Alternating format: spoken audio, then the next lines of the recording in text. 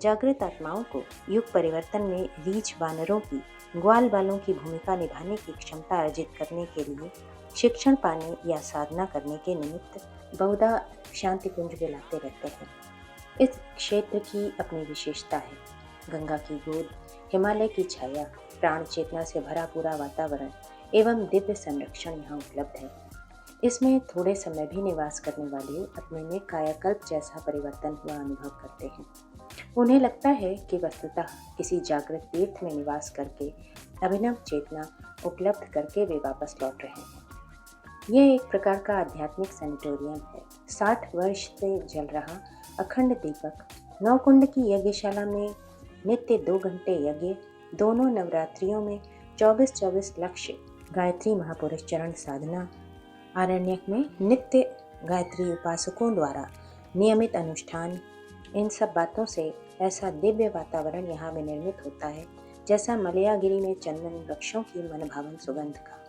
बिना साधना किए भी यहाँ वैसा ही आनंद आता है मानो यह समय तप साधना में बीता। शांति कुंज गायत्री तीर्थ की विशेषता यहाँ सतत दिव्य अनुभूति होने की है। यह संस्कारित सिद्धपीठ है क्योंकि यहाँ सूक्ष्म शरीरधारी वे सभी ऋषि क्रियाकलापों के रूप में विद्यमान हैं जिनका वर्णन हमने किया है। उपरोक्त पंक्तियों में ऋषि परंपरा की टूटी कड़ियों में से कुछ को जोड़ने का वो उल्लेख है जो पिछले दिनों अध्यात्म और विज्ञान की ब्रह्मवर्चस्व शोध साधना द्वारा संपन्न किया जाता रहा है। ऐसे प्रसंग एक नहीं अनेकों हैं जिन पर पिछले 60 वर्षों से प्रयत्न चलता रहा है और यह सिद्ध किया जाता रहा है कि लगनशीलता, तत्परता यदि उच्च स्तरीय प्रयोजनों में संलग्न हो तो उसके परिणाम कितने महत्वपूर्ण हो सकते हैं।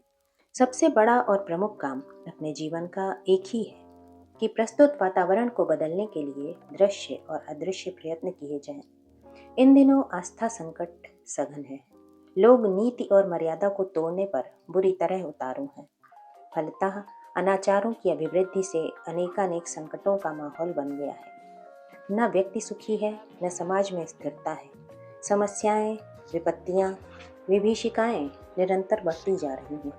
सुधार के प्रयत्न कहीं भी सफल नहीं हो रहे हैं। स्थिर समाधान के लिए जनमानस का परिष्कार और सत्प्रवृत्ति संवर्धन, ये 2 ही उपाय हैं। ये प्रत्यक्ष रचनात्मक, संगठनात्मक, सुधारात्मक उपयोग द्वारा भी चलने चाहिए और अदृश्य आध्यात्मिक उपचारों द्वारा भी। विगत जीवन में यही किया गया है। समूची सामर्थ्य को इसी में होमा गया है। परिणाम आश्चर्यजनक हुए हैं और जो होने वाला है अगले दिनों अप्रत्याशित ही कहा जाएगा।